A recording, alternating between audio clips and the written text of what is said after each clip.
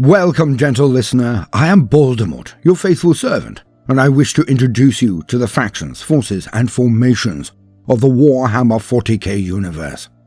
The grim darkness of the far future, where there is no time for peace, there is only time for war. And today, we shall be looking at another of the successor chapters of Adeptus Astartes, the Space Marines. A rare and odd situation, as the chapter we discuss today are loyal and ardent followers of the Codex Astartes, as they are of the bloodline of Guilliman himself, the Ultramarines.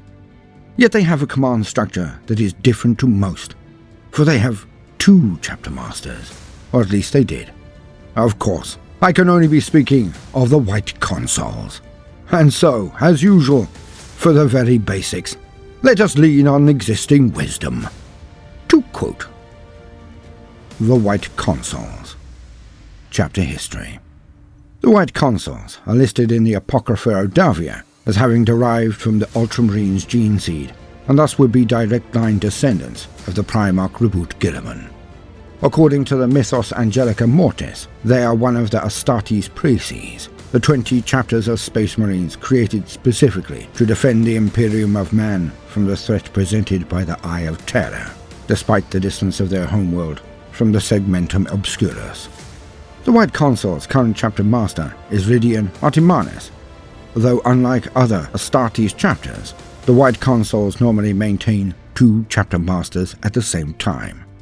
The other chapter master office remains vacant at this moment. Chapter Organization. Unlike all other known chapters of the Adeptus Astartes, the White Consuls have 2 chapter masters. One who leads the chapter in its duties guarding the Eye of Terror as its battlemaster, and one who resides on the chapter's homeworld of Sabatine and governs it. The White Consuls also administer several star systems in their region as protectorates.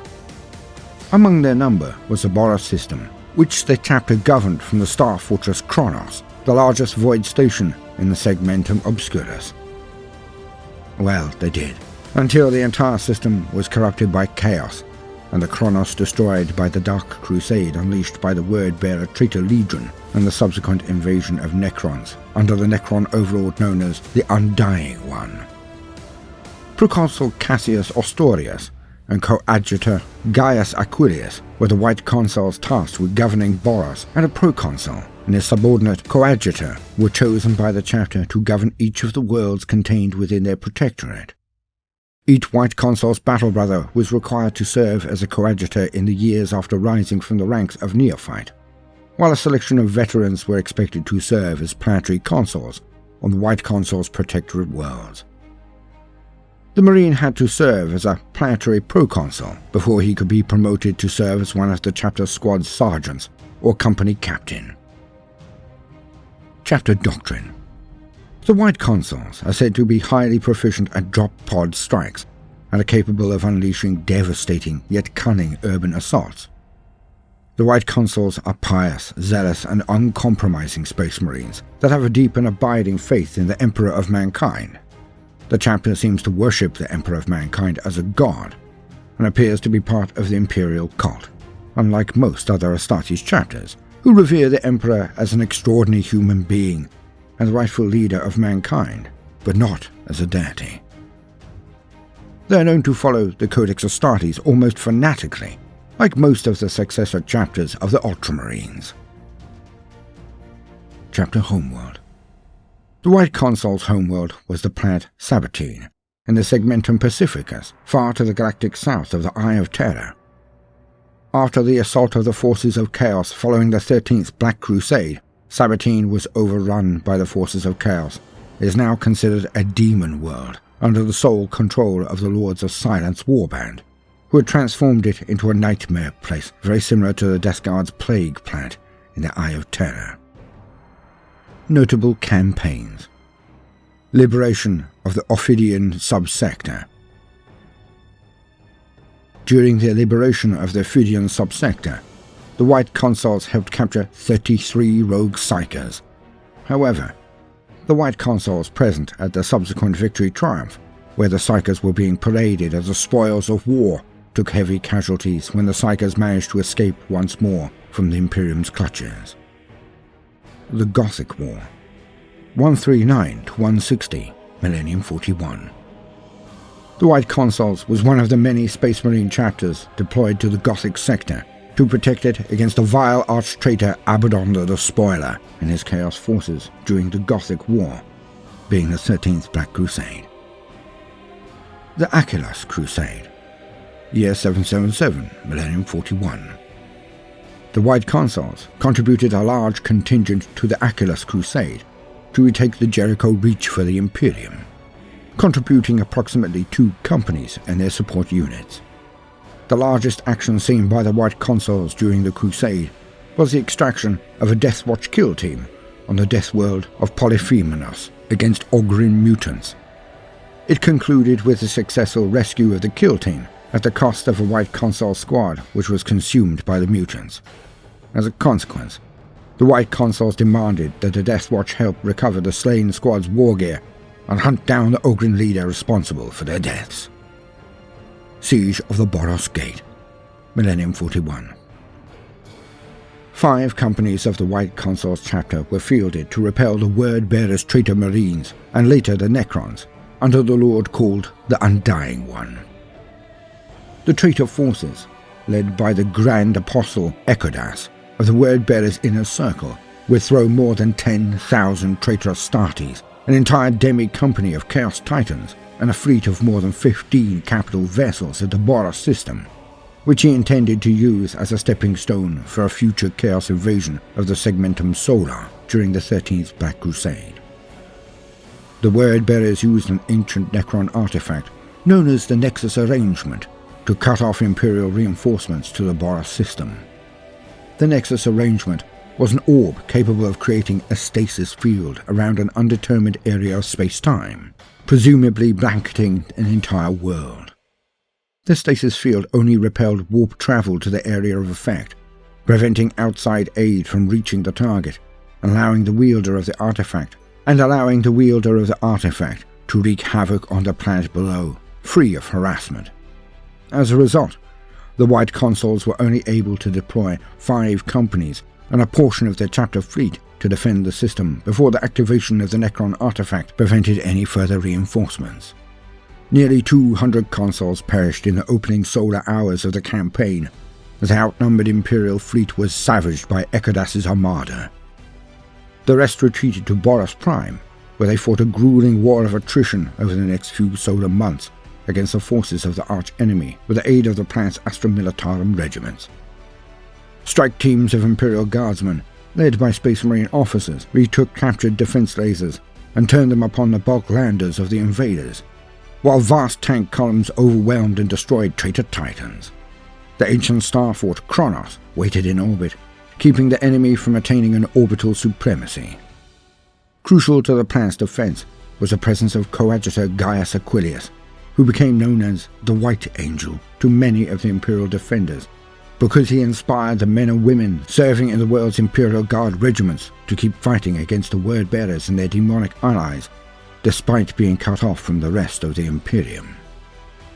Near the end of the conflict, less than 2,000 Word-Bearers remained alive, but their stubborn defense also cost the Imperials dear. Losses were counted in the millions amongst the Astra Militarum, and the White Consuls themselves soon numbered less than 100 surviving Astartes. Worse, Boros Prime, once a shining beacon of order and prosperity that the White Consuls had spent many standard years developing as one of their protectorates, lay in ruins. Its salvation would come from an unlikely source.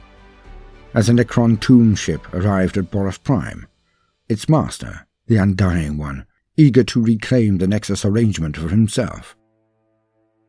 Destroying the star fort Kronos and making planetfall with his legions, the cybernetic Xenos began to massacre traitors and loyalists alike in their quest to regain their artifact. Desperate to escape the wrath of the undying Necrons, Dark Apostle Marduk destroyed the Nexus Arrangement with a vortex grenade. With their prize gone, the Necrons left the system and Imperial reinforcements began to stream in at last, their passage no longer blocked by the Xenos technology. Icarus was killed by the arrival of a contingent of the Grey Knights, and much of his fleet was destroyed by the vengeful guns of the Imperial Navy. The remainder of the Word-Bearers, including Dark Apostle Marduk, escaped to the Word-Bearers' demon world of Sikaris. Only 3 White Consuls of the 5 full companies deployed by the chapter would survive this campaign. The dead, including one of the Consul's chapter masters, Titus Valens. The 13th Black Crusade, year 999, Millennium 41. The White Consuls deployed 10 companies to the Cadian sector to defend it against Abaddon the Despoiler and his forces of chaos during the 13th Black Crusade. They successfully reconquered many worlds tainted by chaos. Unfortunately, after the fall of Cadia and the birth of the Great Rift that cut the Imperium in half, the White Consuls, like so many Space Marine chapters, found themselves cut off from Imperial reinforcements.